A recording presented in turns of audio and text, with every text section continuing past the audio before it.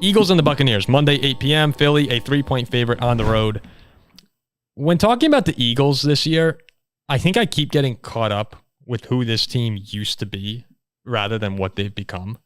Last season, they were a juggernaut. You go and play Philly, they're going to shut you down. They're going to overpower you, offense and defense.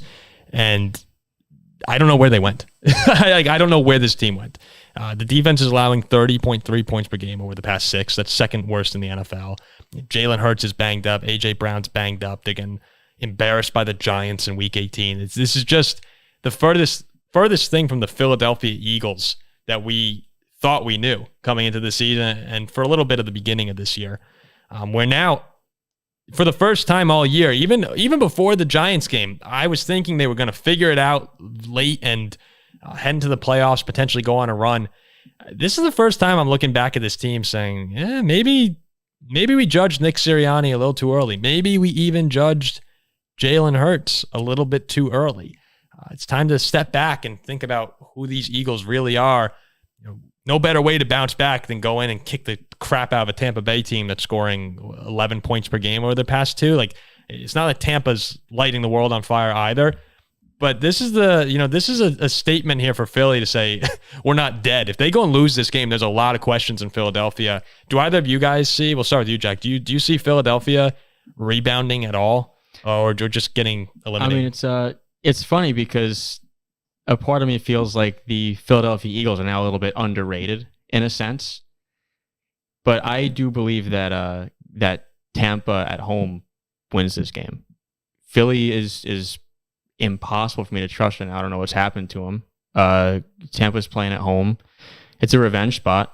Philly mauled them earlier in the year when Philly seemed to look like Philly, but I'm not picking a team who's lost 5 of 6 games and is stumbling into the playoffs. I think Baker plays a great game at home in this spot, Monday Night Football, and the Bucs win this game. I actually do think the Eagles have a pretty good shot here.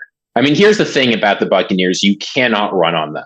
V2V and Kawaja Kancey have made it very clear. They've put together one of the best run defenses in the entire NFL. So what is the Buccaneers' defensive vulnerability? It's been deep routes, right? They play a lot of single high coverage. They've really struggled against go routes and deep out routes this season. Eagles are finally starting to get their guys healthy. And you ask, well, who are some of the better players on? Look, here's all you need. Here is how they will win this game. You just need players who can run deep routes effectively and catch the ball. I'll tell you who can do that pretty well. A.J. Brown and Devontae Smith. A.J. Brown's banged up. Yeah, but look, it wasn't a serious knee injury. If A.J. Brown is healthy, if Devontae Smith is healthy, I don't think this Buccaneers team has a chance. I get that Baker Mayfield has done a really good job. He's revived this passing offense for the Buccaneers. Despite Rachaad White being terrible on the ground, he's an effective receiver. But the Eagles are a physical team. They still have a strong offensive and defensive line, regardless of how their secondary is played.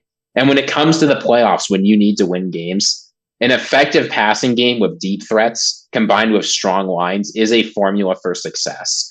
People are acting like this Eagles offense has been terrible.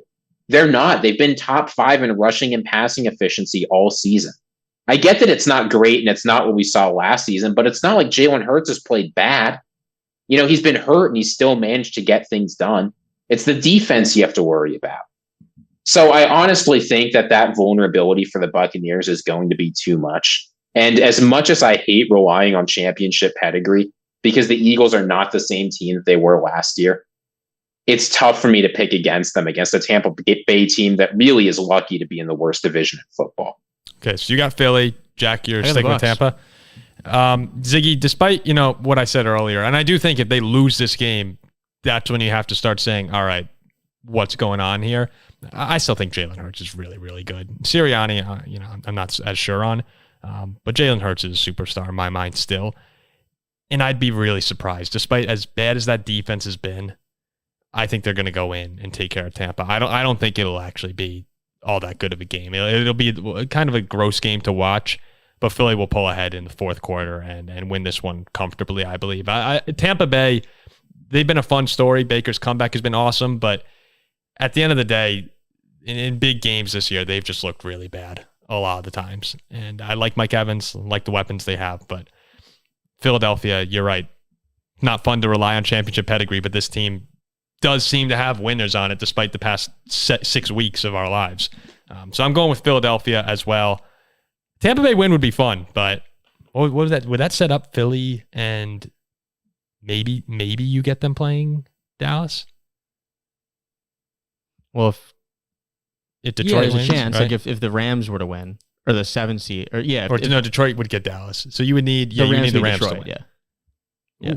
That could be fun. Then you get Philly Dallas number 3.